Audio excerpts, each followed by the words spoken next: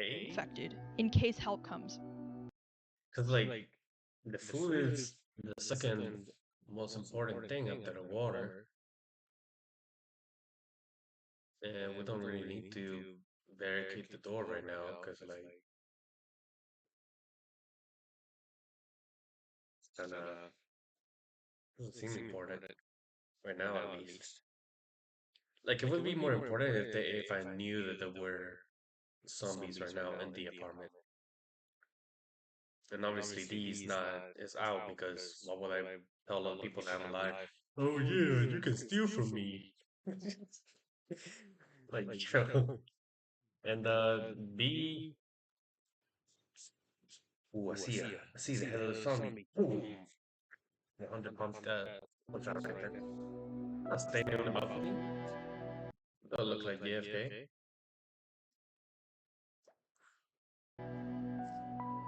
So the correct answer here is option A, inventory and ration food. Hmm. So the reason that this is important is Yeah, because a because they're from calorie freezers. plan prevents panic eating and also using fridge power while you still have fridge power. Option B is incorrect because this makes you a visible target. Your silhouette against the sky is bait for both infected people and opportunistic survivors, and it's not worth the risk Yeah. this early. Option C, bracing the door, is not wrong, but it's slightly premature. You're still going to want flexibility to move between the rooms and also possibly scavenge from your neighbors or adjust sound or light control. And option Yeah. D, the front door note, this might emotionally feel smart, but ultimately it's a liability. This is because it draws attention to your apartment and it also gives away the fact that someone is alive inside and likely with resources. It also just increases your risk of being targeted by desperate people, and there's no guarantee who reads this note. So you're an Yeah, hour into exactly. the Like outbreak, the supplies are someone counted, you will share the space with your personally two like flatmates. What's the easily. next priority? Option Oh wait, A, I didn't hear what she said. Supplies are counted. You share the space with two flaps and you go to the next priority. Okay, so if supplies are counted, we have water, and I have two mouths to feed apart from myself. I do still gotta keep my muscle. I'm just saying, I would give myself a little bit more ration. Actually, let's talk about rations. Let me eat some just segments.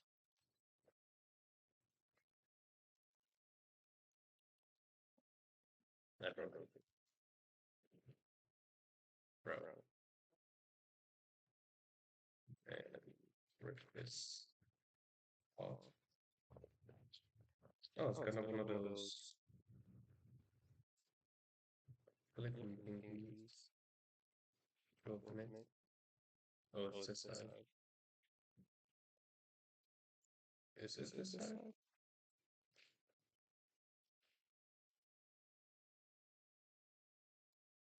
Oh, this side. Okay. Establish a silent alert or knock code for movement inside the flat. Option B, cook a large hot meal before the gas or electricity I dies. don't need to Option C, talk assign one about person to sit by the sign peephole and language. watch the hallway. Or option D, start binge charging every device you own. Wait, let me I don't think charging I don't think electric stuff is the most the most needed thing right now. Like yeah, my phone could charge, but like what do I gotta really do other than like GPS, I guess. I could cook a large hot meal, but that could also make some noise. Mhm. Oh wait. Mhm.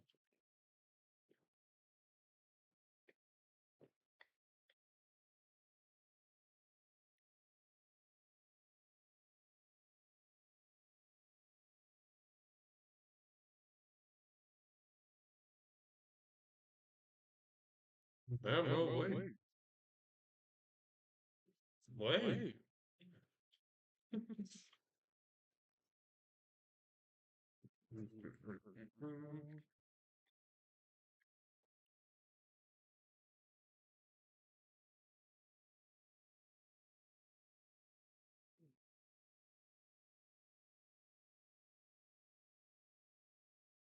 Okay, so I was gonna say already have the rations, so we don't really need to cook anything right now.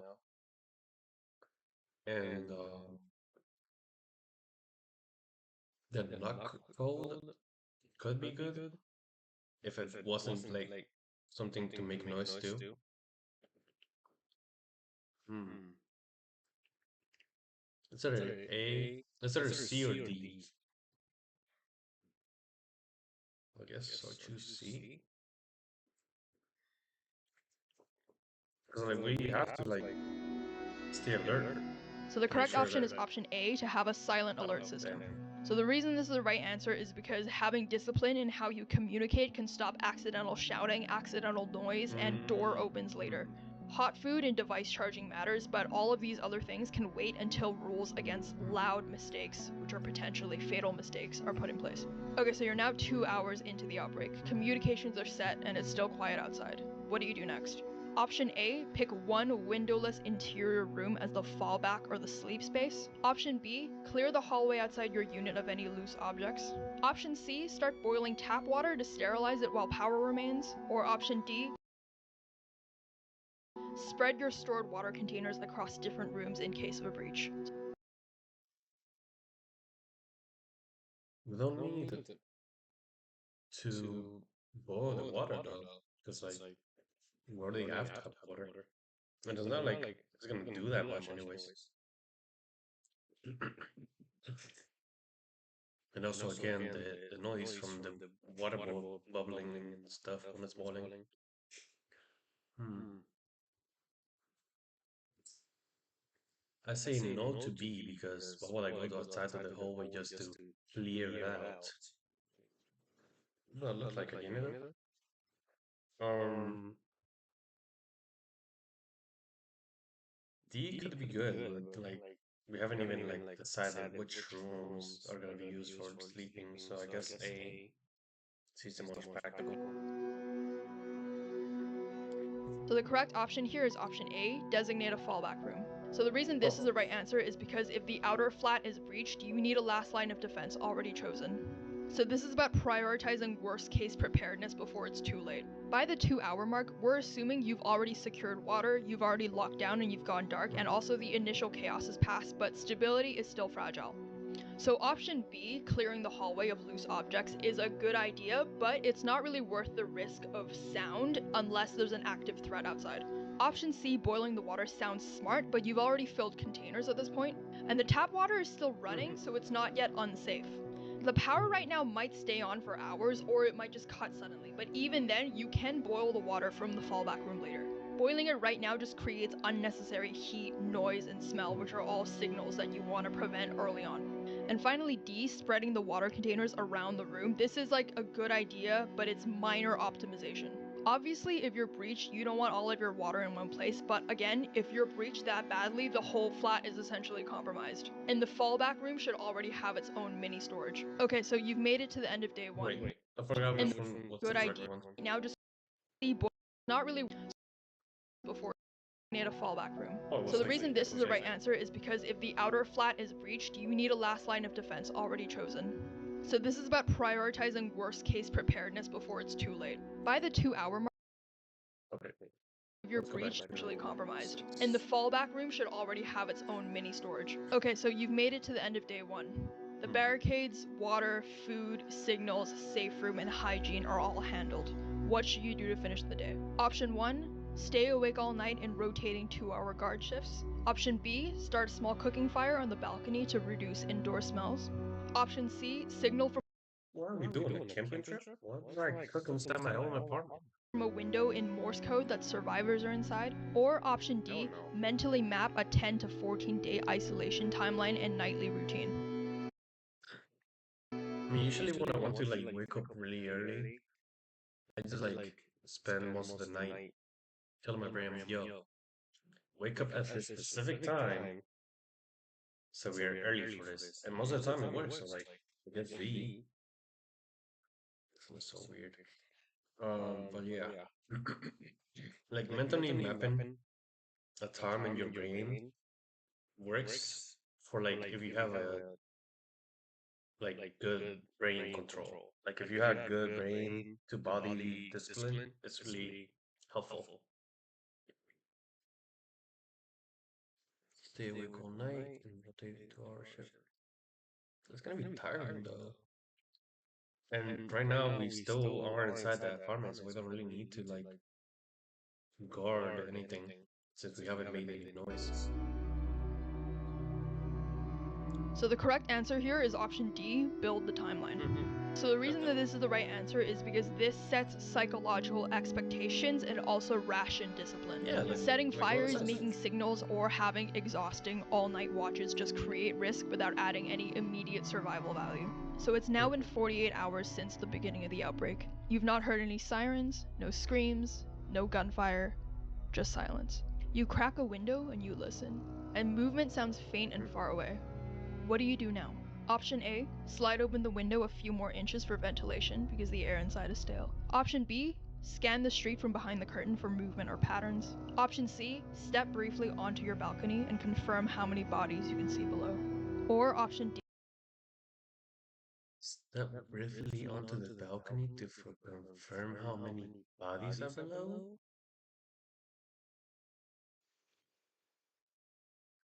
Okay, first off, one with that, I risk getting betrayed by my um roommates. I could have done something bad to them, and they could have been like, perfect opportunity, push me off the balcony, and then they can just share the ration between each other. Or someone in a higher apartment, because this is like a suburban area, so I assume there's more apartments around. Since she did the photo that she used earlier for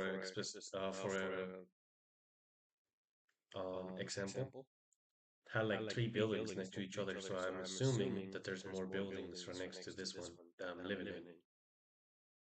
So I would not want to risk getting kablammed from like 100 meters away by some random person that is like that's just completing the kill streak in real life. So I guess I would go. I mean, you can really tell if it's still like daytime, you can still kind of see because of the light going through it. So I guess you could go from behind the curtain and look at the D, knock on the ceiling to check if the outside. neighbors upstairs are still alive. Hell no! What if a zombie is upstairs?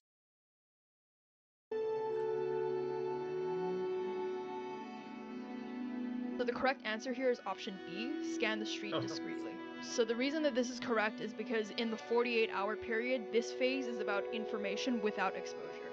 If you're looking quietly through a covered window, this can give you insight into movement without sound or silhouette. Opening a window or stepping outside creates unnecessary noise and profile. And knocking is an even worse idea because you don't know who's alive or what they'd do if they heard you. You suspect that the apartment across the hall is abandoned. The door is cracked. What do you do? Option A, enter.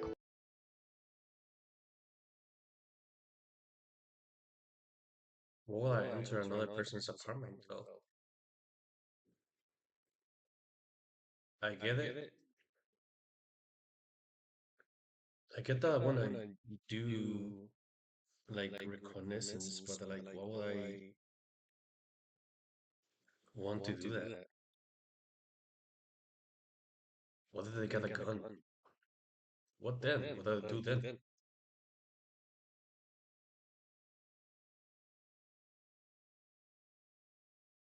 Hmm.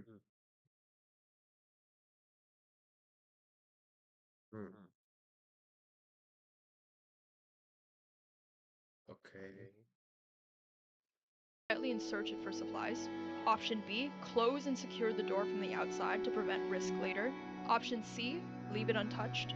Or option D, knock once, wait, and then cautiously enter with your knife drawn. Wait. I need more time to think. Okay. So they're making me do this for some reason, which I don't like. I don't like that I have to choose to go inside someone else's house because what if they're still there and they can just Phew. But hmm, hmm, hmm, hmm, hmm, hmm, hmm. Okay, I got it. I don't know if the people in TikTok can see properly because like I put double output. I don't know if can you all see properly? Because I put double output and I like kept it horizontal. I don't know if you can see the video and my face at the same time. I don't know what the horizontal layout looks like for TikTok.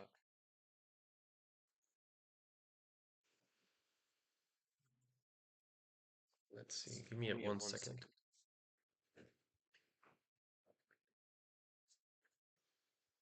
TikTok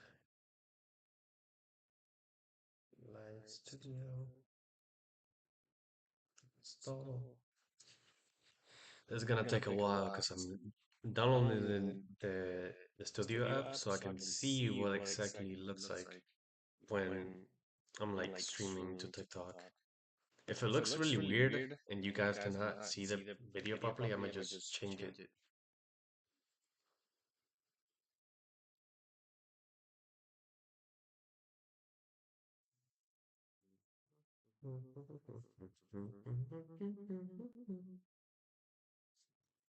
Okay. Hmm.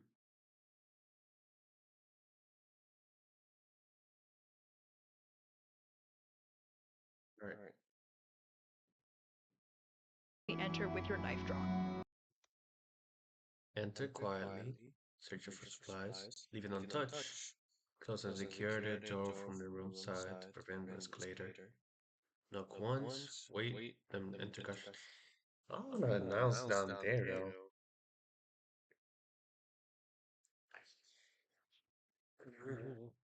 I guess if I'm really sure that there's no one in there, I would go inside and check for supplies. I guess. Please be right, please be right. So the correct answer here is option A, enter quietly and search. So the reason this is the right answer is because at this point, controlled scavenging is strategic. If a room is clearly empty, it's better that you take its resources before someone clearly more desperate does. Avoiding all unknowns also isn't sustainable long term. Don't knock, don't announce, don't waste the opportunity. At night, you hear footsteps and whispering outside your apartment door. It's clearly human. What do? Option A, stay completely silent. Don't move. Don't make noise. Option B, whisper to your group to grab weapons in case they come in. Option C, make a I don't wanna deliberate whisper sound though. to show that you're at home. She did Yet say not earlier working. that zombies are like sensitive to like sound, Or so option D, probably they'll like. wait for them to move on and then open the door quietly to. I don't know why, but Live Studio is taking a long time to load, even though I already logged in, so I'm not able to see what the TikTok people are seeing the live as. So I'm like kind of weird, because imagine like this whole time they haven't been able to see anything. That would be kind of funny. Mm. I also gotta check that my audio is working in the first place.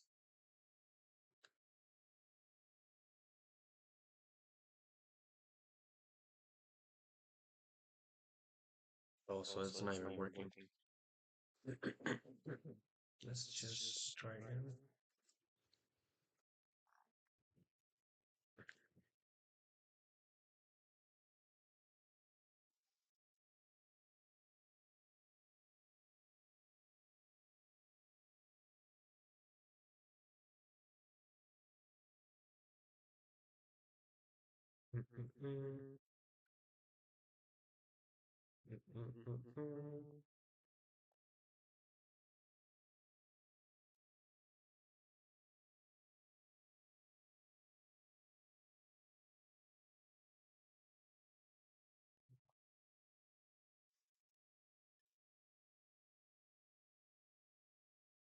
No, so right now though, this is the amount of questions I've answered.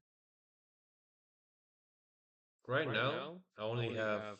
Oh wait, what was 7? I don't think I got 7. Damn, I'm way behind. Hmm. Oh, I chose A on this one. That one was right. What was 7 though? Necessary noise and profile. And knocking is an even worse idea because you don't know who's alive or what they'd do if they heard you. You suspect that the apartment across the hall is abandoned. The door is cracked. What do you do? Option A, enter quietly. That's not 7. You listen, and movement sounds faint and far away. Mhm. What do you do now? Option A, slide open the window a few more inches for ventilation. Oh, this one was B. I chose B in this one. That one was right. The air inside Okay. is stale. Option B, scan Right the street now, from I behind only the got curtain like for one movement or wrong. patterns. Option C, step briefly onto your balcony and confirm how many bodies you can see below. Or option D, knock on the ceiling to check if the neighbors upstairs are still alive. I said D is dumb because then what if there's a zombie upstairs and they hear me? So the correct answer here is option B, scan the street discreetly. So the reason that this is correct is because in the 48-hour period, this phase is about information without exposure. If you're looking quietly through a covered window, this can give you insight into movement without sound or silhouette. Opening a window or stepping outside creates unnecessary noise and profile. And knocking is an even worse idea because you don't know who's alive or what they'd do if they heard you. You suspect that the apartment across the hall is abandoned.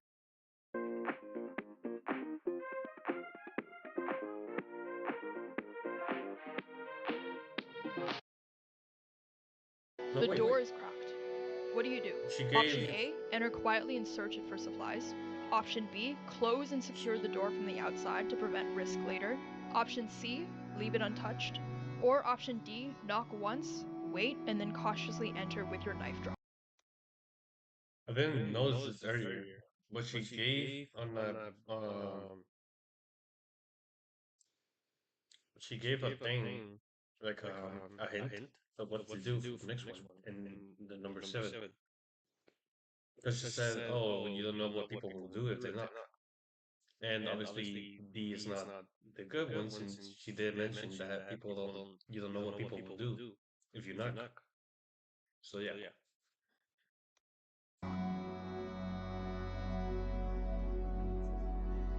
So the correct answer here is option A, enter quietly and search. So the reason this is the right answer is because at this point, controlled scavenging is strategic.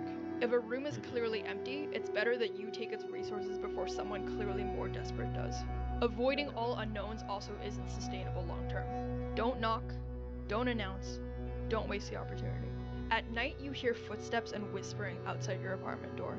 It's clearly human. What do you do? Option A, stay completely silent. Don't move. Don't make noise. Option B, whisper to your group to grab weapons in case they come in. Option C, make a deliberate sound to show that you're at home and you're not worth breaking in. Or option D, wait for them to move on and then open the door quietly to check. How you doing, Inman? Interested in sparring with me?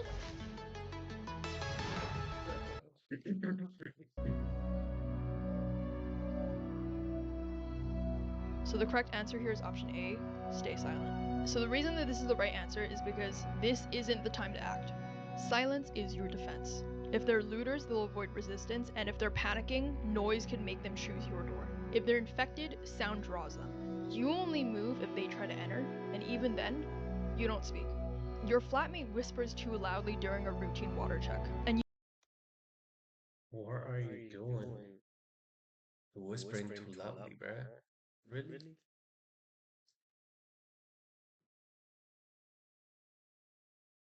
Oh my god. Wait.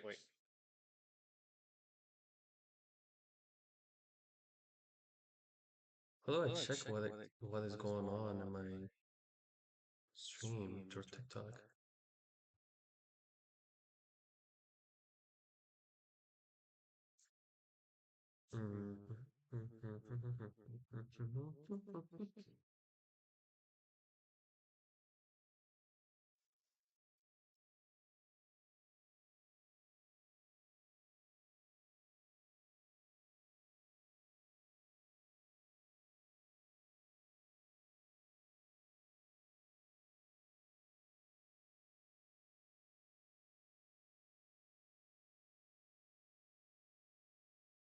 I'm so confused. I'm wondering if TikTok even knows I'm live right now, because like they're not showing me anything to make sure that I know if people are or not like watching my live or not.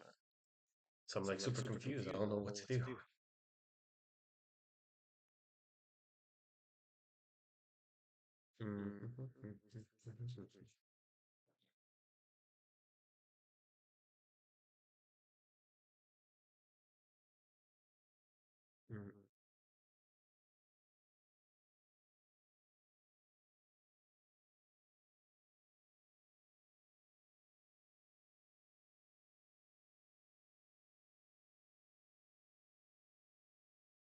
Whisper to your group to grab weapons in case they come in. Option C, make a deliberate sound to show that you're at home and you're not worth breaking in. Or option D, Oh, wait for them to move on and then open I the don't door even know if quietly it's to check. I don't even know if it's zombie or not. What would that make a noise? What if it's not a human? What if it got nothing to lose?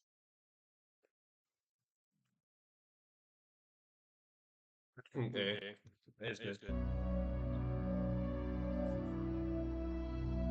So the correct answer here is option A, stay silent. So the reason that this is the right answer is because this isn't the time to act. Silence is your defense. If they're looters, they'll avoid resistance, and if they're panicking, noise can make them choose your door. If they're infected, sound draws them. You only move if they try to enter, and even then, you don't speak. Your flatmate whispers too loudly during a routine water check, and you hear a muffled groan from somewhere in the hallway a few minutes later. What do? Option A, take a position at the door with a weapon in case someone comes through. Option B, quietly relocate everyone to your fallback room and lock the door. Option C, tell them to stay put and go investigate alone while it's quiet. Or option D, whisper sharply at them, telling them to shut up and listen. Oh no.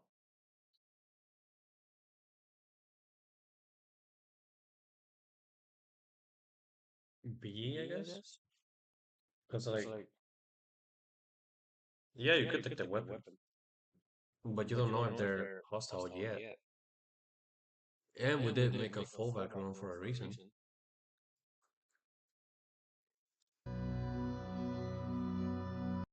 And even if they do break in, if they see that there's no one, they could just take some things and then leave.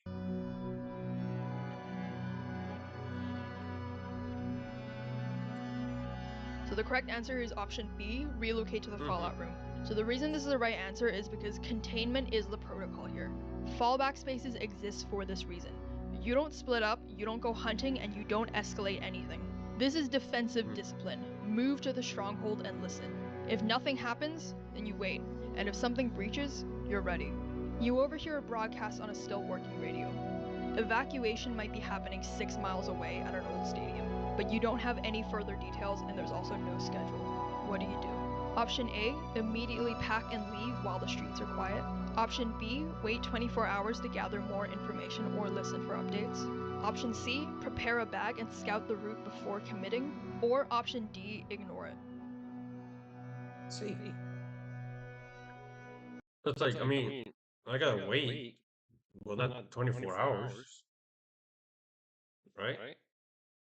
So the correct answer here is option C, which is prepare to move, but don't move just yet. So the reason this is the right answer is because if you leave now, you risk walking into chaos or nothing at all. But ignoring it completely is also a gamble. The right call here is controlled contingency. You should prep a bag, watch for signals, and then assess the route. Okay, so you've gathered your bag, and now you have to choose one weapon to take when fleeing the apartment. What's the smartest grab?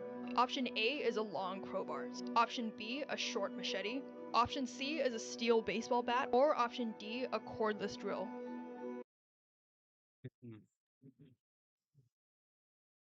Imagine being able to build an app with your name on it, just by thinking about it.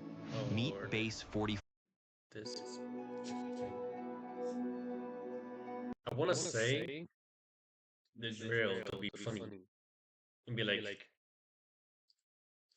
Simon from Gurren Lagann, but I'm gonna be responsible and say the next big thing, the next best thing would probably be the baseball bat. Oh, wait.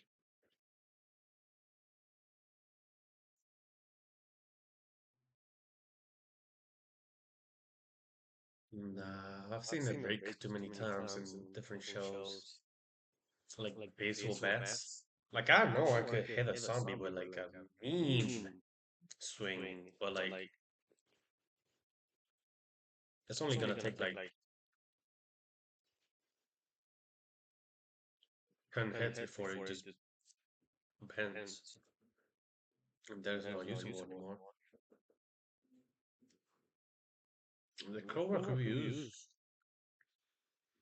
used as a weapon and a tool though. But I really want the machete. Hmm. You're right. Mm. Timber indeed, pingüe, caramacartita fue. No fui yo, fue Tete. Una, dos. ¿Cuánta pata tiene un gato? Una, dos, tres, cuatro. Oh. Oh wait, let me do it again. Any, mini, miny, mo, any, mini, miny, mo, catch a tiger by the toe. If you sleep, don't you dare, I will cut you by your hair. Oh, hey.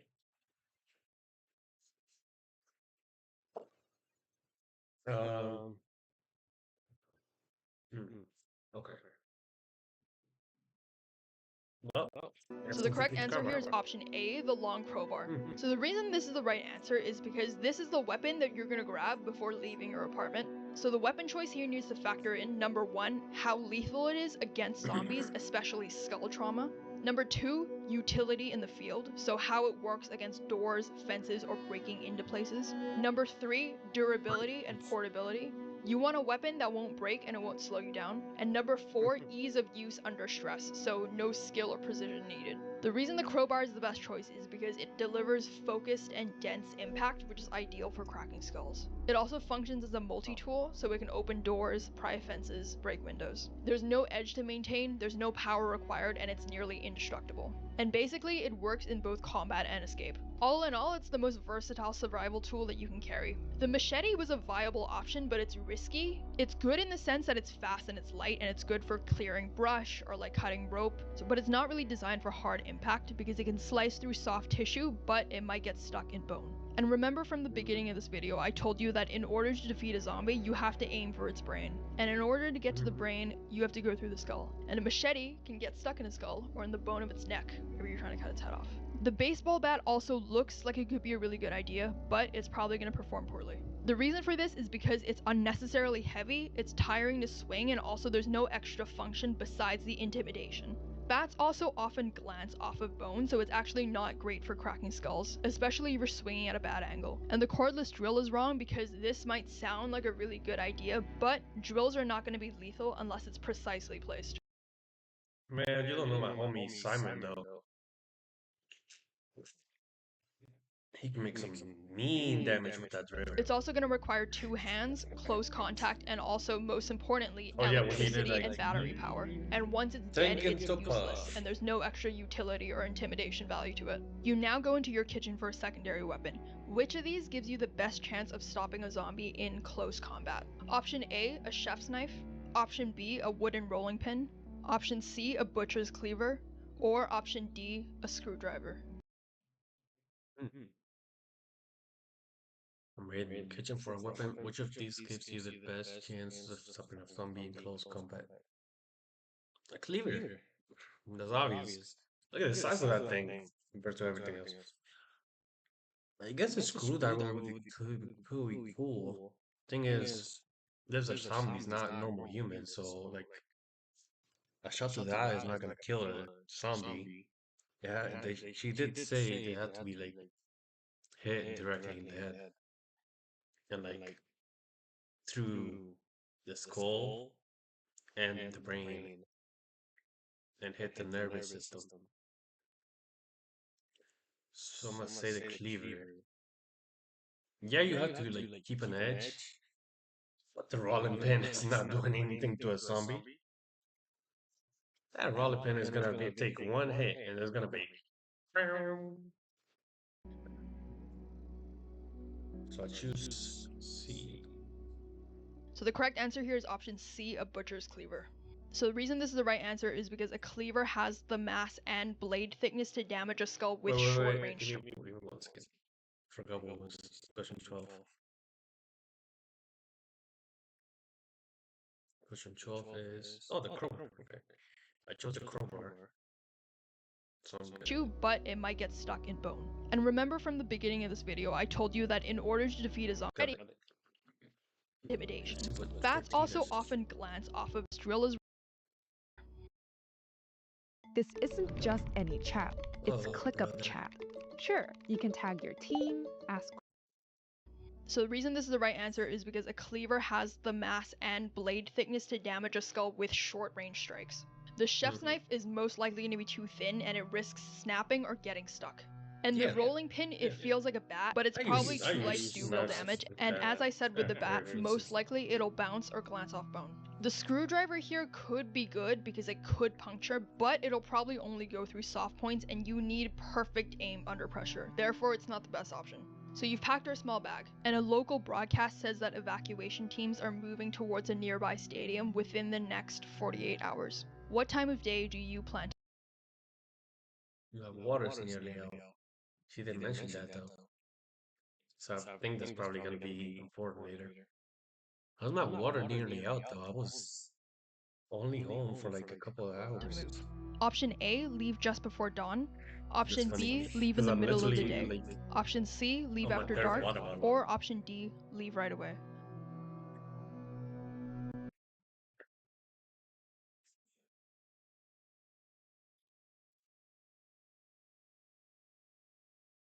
Leave before dawn, right? You said earlier that zombies like have line when it's dark, so like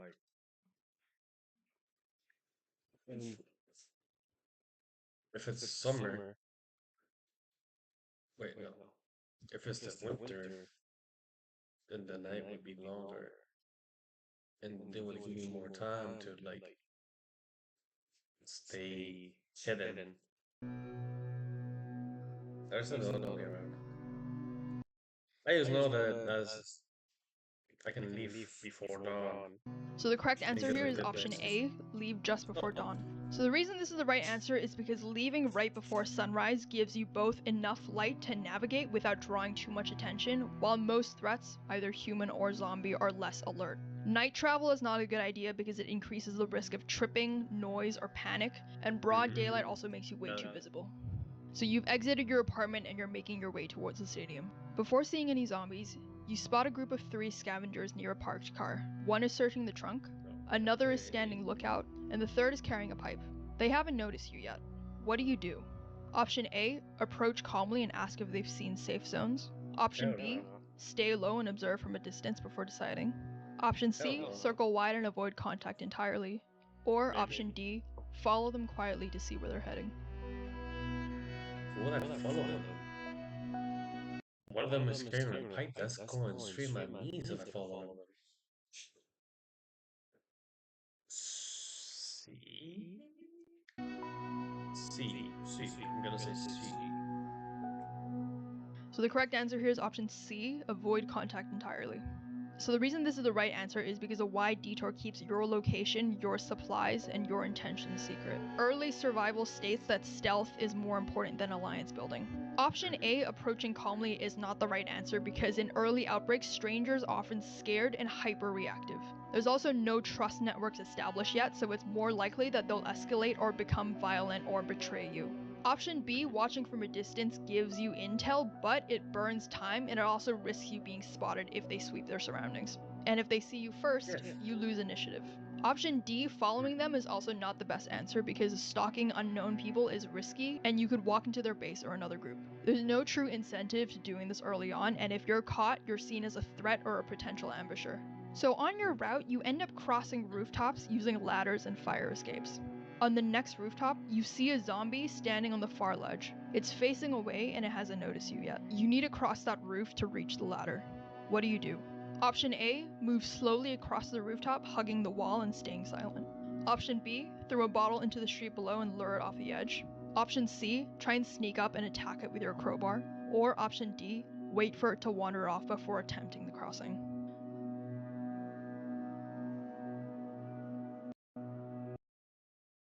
Sneak up and kill it. Because I feel like throwing a bottle into the street would draw too much attention. Like, yeah, it would probably fall off because it's a dumb zombie. But what if like another human hears me? Or like more zombies hear me from below and then see that the bottle fell and look up and see me. I'll try to kill it. Sneak up and kill it. So the correct answer here is option A, move silently across. Oh. So the reason this is the right answer is because at this point, the zombie hasn't seen you yet. Oh, I didn't get You're that not one. blocked and you don't need to engage. Stealth here minimizes all risk. Option B, throwing a bottle could work if you were on the ground, but since you're on a rooftop, sound travels unpredictably and also it could just alert more zombies below. Sneaking up to attack it is also not necessary since it hasn't noticed you yet, and it also puts you in close quarters with no backup plan. Option D is potentially a good idea, but waiting could take forever and it wastes daylight while giving up control. You're cutting through a narrow alley, and about 30 feet ahead, you see a zombie. It hasn't noticed you yet, but it's directly between you and the exit. There's an open side door to your left, a dumpster you could climb, and also a loose pipe on the ground nearby. What do? Option A, pick up the pipe and confront it before it gets closer. Option B, go into the side door and barricade it behind you to wait for a better moment. Option C, climb the dumpster, toss a small object away, and misdirect the zombie away from the exit. Or option D, dash past the zombie now while there's still distance.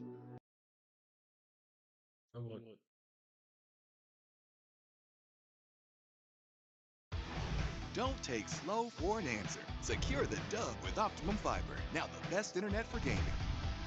With the lowest latency in the New York tri-state.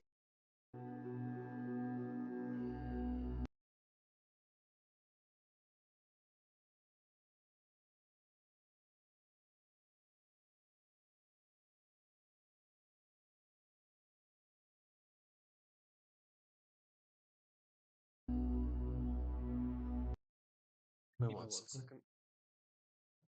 What was the noise?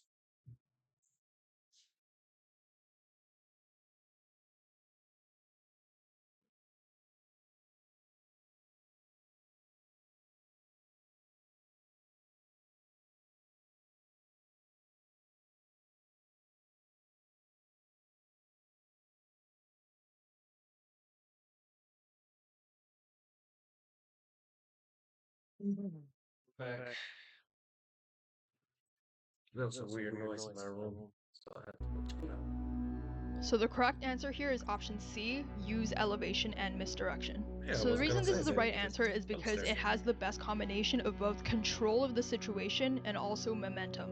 Here, you're staying away from the action and you preserve your forward route, but you also don't trigger aggression. All 16 was the dumpster. I mean, no, the rooftop.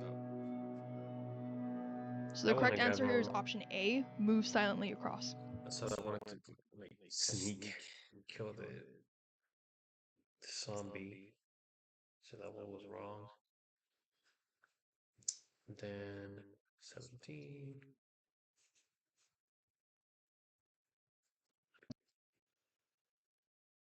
D is potentially a good idea, but waiting could take forever and it wastes daylight while giving up control. You're cutting through, but it's directly between you and the exit. There's an open side door to your left, a dumpster you pick up It shows a dumpster.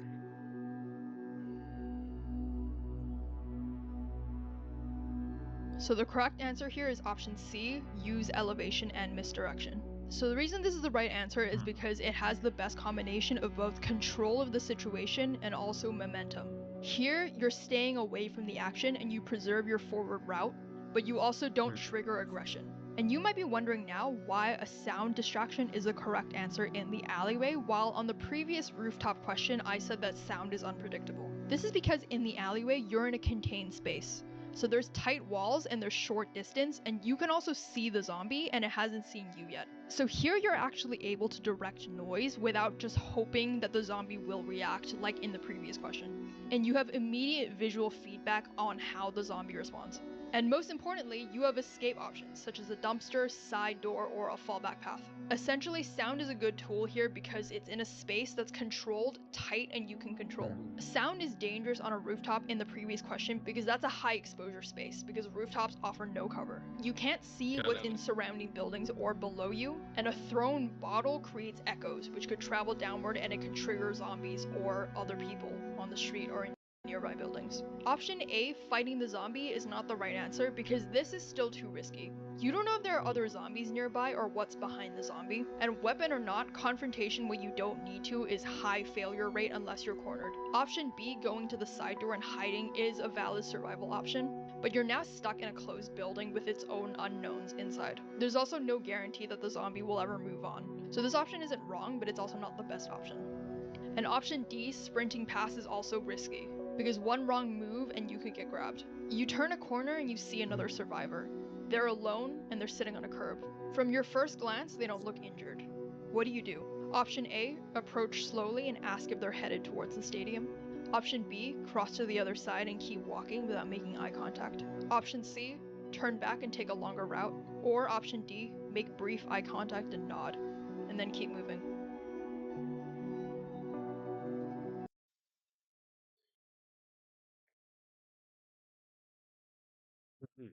You turn a corner and see as another survivor alone sitting on the curve and something don't look earlier. What do you do? I would just they don't need to like follow me, but like if they want to, they could. I would just be like, keep going my way. Whew. So the correct answer here is option D, brief eye contact and keep moving. Yeah. So the reason that's this it. is the right answer is because you need to acknowledge this person without becoming a variable. Making eye contact shows your confidence and the nod signals peace. Option B or C, ignoring or avoiding them entirely, could be read as weakness, and option A of approaching them is risky. You don't know their intentions or what they've lost. While climbing a fence, you slice your palm open on exposed metal. It's not deep, but it's Me. You don't think? Meh. what do you do? I could Option A, jump cover like it quickly many with whatever fences cloth you before have. I clear. Option B, wash and disinfect it before sealing it up. Option C, ignore it because it's too small to matter. Or option D, wrap it in plastic to keep the blood from dripping. Cover it quickly with whatever cloth I have. So the correct answer here is option B, clean and disinfect it. So the reason that this is the right answer is because any open wound is potentially an infection point, especially if you're touching surfaces or dead bodies. Every small cut matters in an unsanitary environment. And here you're protecting yourself from both regular and zombie-related infections. Play War Thunder now. Join millions of players across the globe in massive battles on tanks, aircraft, and helicopters. In the You find gasoline and a lighter in an abandoned garage. Do you rig a Molotov cocktail for zombie defense? Option A, yes, because it's an explosive distraction and it destroys the zombie on contact. Option B, yes. Yeah, but it's like, what if the fire spreads out? But only as a last resort. Option C, no, because fire spreads unpredictably and it draws attention. Yeah. Or option I D, choose C. no, it's better saved for sterilizing tools. I choose C. No, it's correct. And the correct answer is C. No, as fire spreads unpredictable and draws attention. Okay. But why though? Oh. Fire rarely instantly kills zombies as they don't feel pain or stop moving. Flames spread rapidly in tight urban spaces, creating uncontrollable hazards. Fire draws over other zombies due to the light and noise. The gas is far more useful for vehicles, skateboard tools, sterilization, like combat. Okay.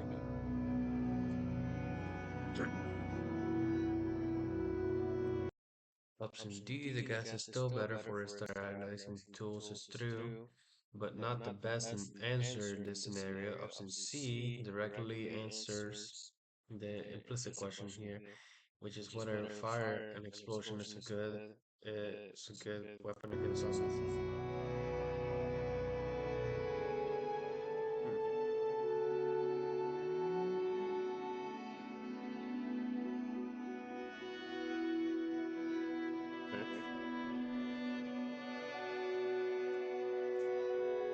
Random questions left. Dang, 28 questions. Alright.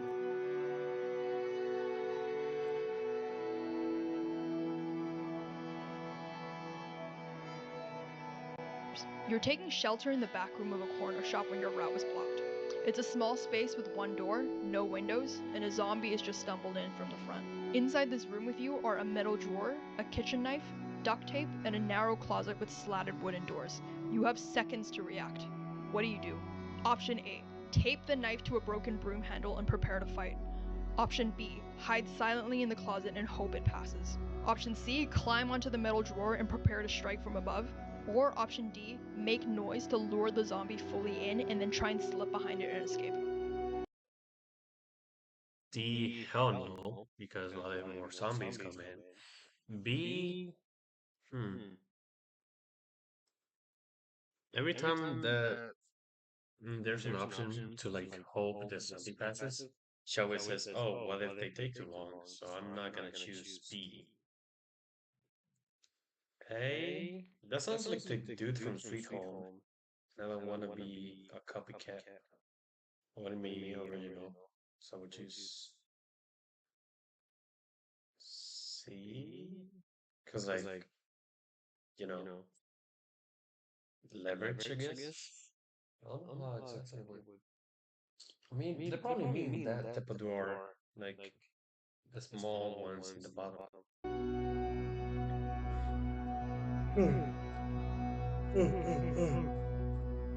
Okay. So the correct answer here is option C, use elevation and timing. So the reason this is the right answer is because standing on the drawer gives you both height, force, and also angle to strike the zombie. As established before, these zombies are slow moving, so if you wait for it to enter and then drive a downward strike where it counts, this is probably your best bet. Option A, making the DIY spear, is not a good idea because makeshift spears often are not going to hold up in real pressure. A taped knife is unstable, and if you have one shot to pierce its skull, But I could make it work. But it is kind of risky because, like, what if, like, the tape breaks and then the knife falls and then your knife is just on the floor, not and you're not able to get it back. it's most likely not going to come from a very panicked jab. Option B, hiding in the closet, is normally a good idea, but again, this closet has slatted doors and the room is too small. If the zombie even hears a breath or brushes against the door, you're trapped inside with no escape. And option D, luring the zombie in and slipping past, could work in a bigger space, but not here. As mentioned, it's a small room, and you can't circle one in a small room, and you have no idea what's waiting outside. So you've just successfully fought the zombie off at close range. You're unbitten, but it's blood splattered on your mouth and your hands. What do you do first? Option A, wipe yourself down with a towel or cloth. Option B, rinse with soap and water immediately. Option C, disinfect your skin with hand sanitizer. Or option D, wait and see if symptoms appear. What am I, a scientist? I don't need to know when the symptoms are gonna appear. You need to clean myself. I like soap and water though. I'm sure people So say the that correct hand answer here is sanitizer option is B, not good. rinse with soap and water. The reason this is the right answer is because if the virus spreads through blood, then you have to treat it like a biohazard. Soap and water removes infectious material better than alcohol, and sanitizer can't neutralize any contamination in the eyes or the mouth. Speed matters here, so waiting to see if symptoms appear is also a terrible idea. So by this point, all of your clean water is gone. You find a puddle of murky water next to a corpse that's clearly been mauled by zombies. What do? Option A, boil the water, because heat kills everything. Option B, filter the water with cloth and then boil it. Option C, avoid it unless you have proper filtration. Or option D, dilute it with cleaner water and hope it's safe. B is just plain stupid. A and B are okay, but I'm not trusting that. I don't know what exactly makes like zombies get infected. Because she did say that there's no like clear thing that makes it infection. It's just like she also did say that it does happen very fast. So I wouldn't even be able to like note if I get infected or not. Hmm. Hmm.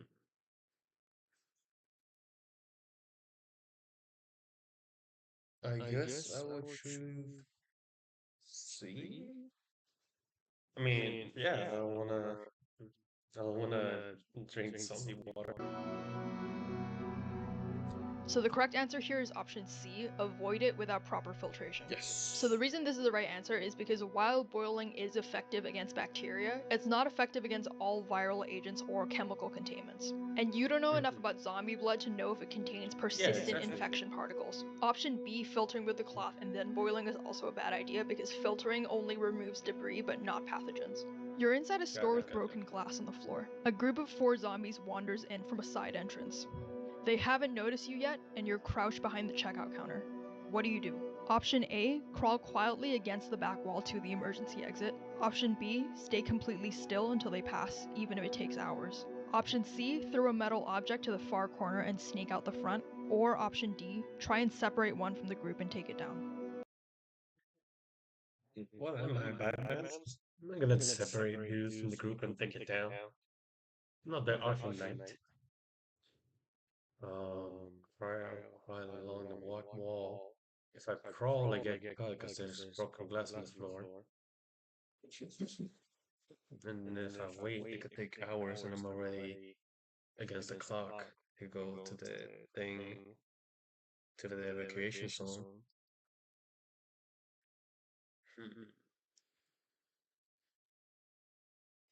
I guess C to make an attraction. For all of the extra So the correct answer here is option C, use noise tactically.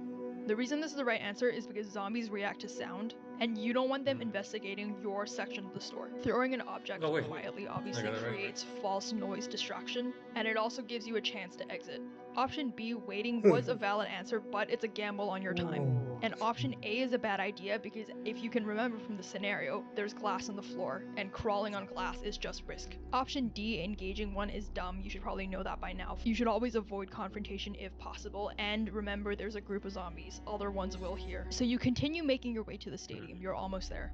When you're 2 blocks away from your destination, you realize that someone is quietly following you at a distance. They haven't called out yet. What do? Option A, call them out and ask them to identify themselves. Option B, pick up your pace, make several turns to test if they're tracking you. Option C, stop abruptly and wait for them to catch up so you can confront them. Or option D, turn around and start walking towards them to intimidate them. Okay. I could intimidate someone. I could just go like that.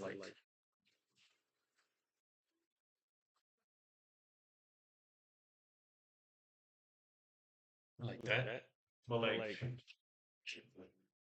I don't know, I don't want to do all that.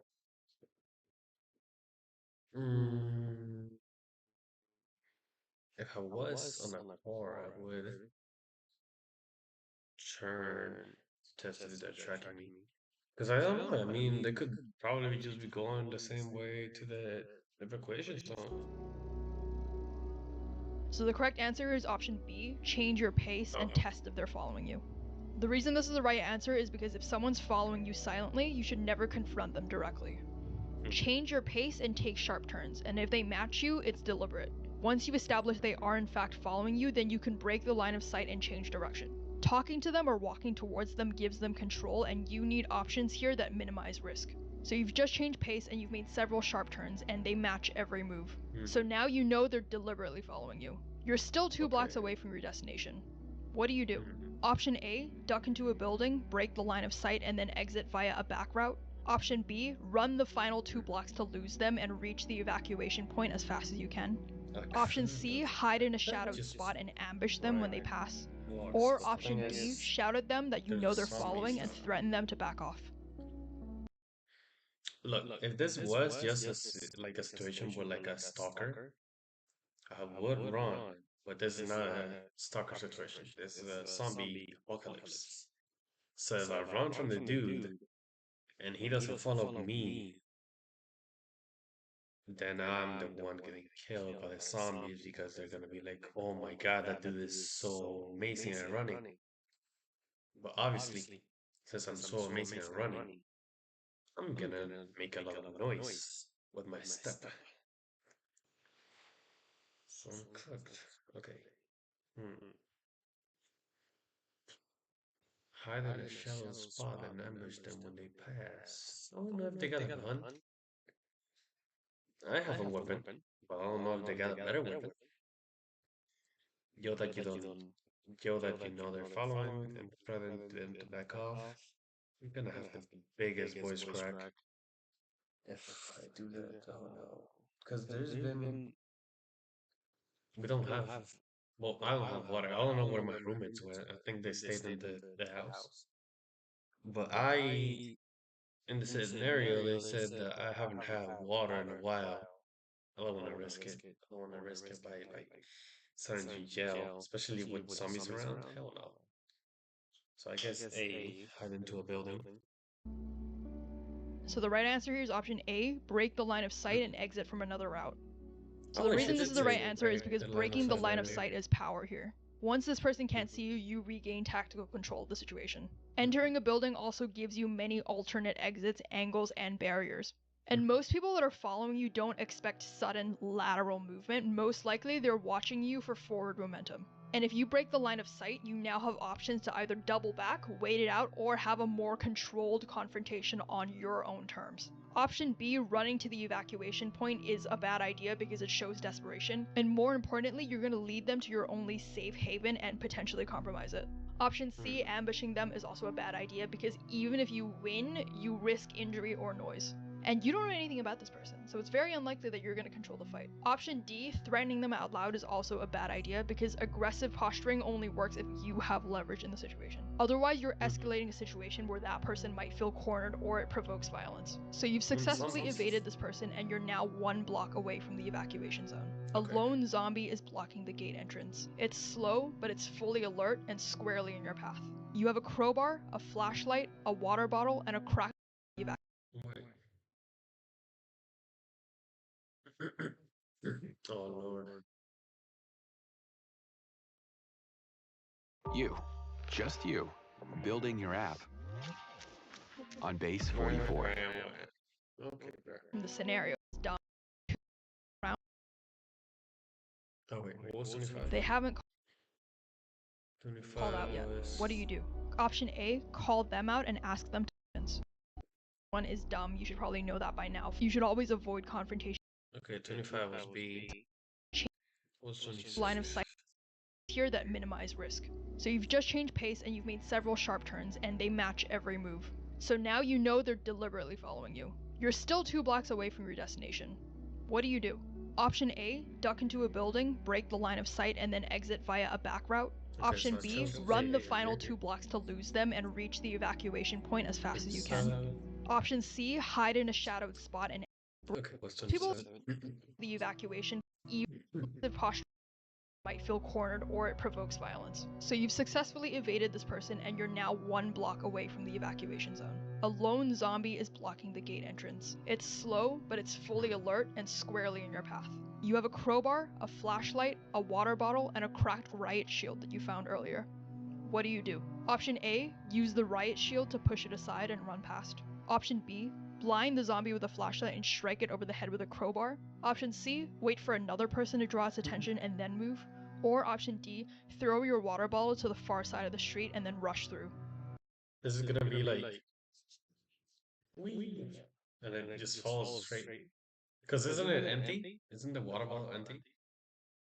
wait for another person to draw expectation to move. That's gonna take a while. Especially if they know like if there's a back entrance and they can just avoid the zombie, what would they help me? Blind them with the flashlight and distract the head with the crowbar. I thought they were good in like oh never mind, that's dumb. Use the right shield. I mean even if it's cracked, I can still like Sparta that shit, you know? So I guess A. So the correct answer here is option A, push through with the shield. Oh. So the reason this is the right answer is because bypassing is always smarter if you have the option. And here, disabling the zombie is not necessary. A riot shield gives you both force and direction. Option B, fighting the zombie, again, risks too much noise and injury, and you're this close to the destination. Combat is unnecessary here if you have the option to redirect and move on. For your best chance of survival, you should always avoid fights unless they're absolutely required. Option C, waiting it out, and option D, throwing the bottle are not good because the zombie's already seen you, so it's unlikely that waiting it out or distracting it will be very effective. So you successfully bypass the zombie and you finally arrive at the evacuation site. It's surrounded by high fencing, guards, and you can see a panicked looking crowd nearby. You accidentally dropped your crowbar during the encounter earlier, and so now you're unarmed. What's the most strategic Why do I way? have no problem? Option A, push through the crowd. Man, you see the size of these hands? There's a peanut butter jar for reference. I'm not dropping anything. I can carry this with 3 fingers, and I already got two for it. Never mind.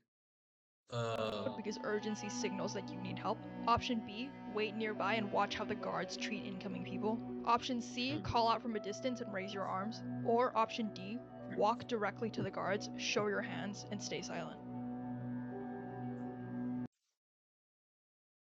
What the hell? I think I would choose B. I want to know what exactly the cards are doing. Usually, like shows like these, when they finally get to a safe point, there's always someone trying to hide that fact that they're a zombie or that they're turning into a zombie. So I wouldn't want to be too much in the crowd. So the correct answer here is option B, observe before approaching. So the reason this is the right answer is because evacuation zones are often unstable. You don't know if the guards are armed or overwhelmed. Option A, pushing in, could get you mistaken for a threat, and option C draws attention to you, again without you having further context. Option D, walking up silently, can also be seen as evasive or again potentially confrontational. The safest thing to do is still to watch protocol and then mimic it calmly. So that wraps up the last of the questions, and hopefully you made it. So count up how many of the answers you got correct. You should now have a score out of 28. Let's see. My first answers. And you can, I'm gonna show you guys so you cannot say I'm lying or whatever. Okay, so here are my answers for the first part. You can see it right here. Want to confirm that my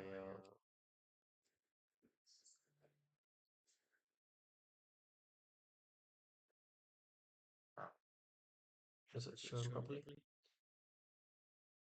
Okay, yeah, it's there, right? So 1D is correct. Wait, let me 1, 2, 3. 4 was incorrect. What was 5? I didn't mark 4. I didn't mark 5. Wait, give me 1 second. I gotta go back to 5 and see what was up with 5.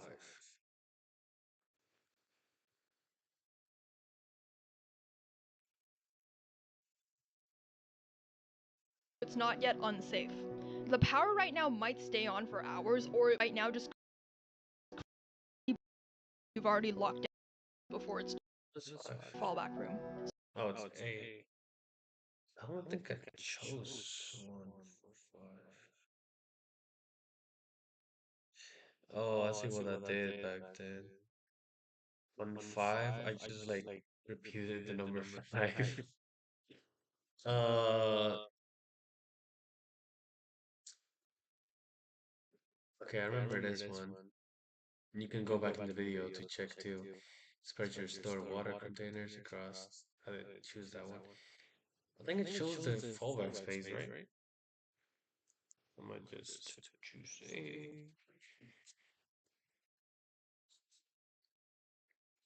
Okay. 1, 2, 3, 4, 5, 6, 7, 8, 9, 10, 11, 12, 13, 14, 15, 16,